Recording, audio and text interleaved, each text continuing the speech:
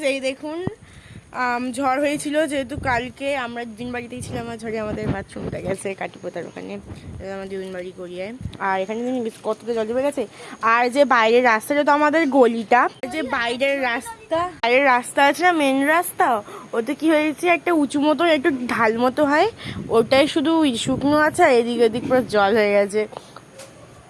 আর এখানে আমি তোমাদেরকে জল হেঁটে দেখাই নিয়ে জলে লেবেছি মার কাছে ক্যাদানি তো খাবো মানে প্যাদানি তো খাবো আর গাইস আমরা আজকে বৃষ্টিতে ভিজে হচ্ছি এরকম গাইস বোন পড়বে না এখান থেকে আমাকে হুকুম দিচ্ছে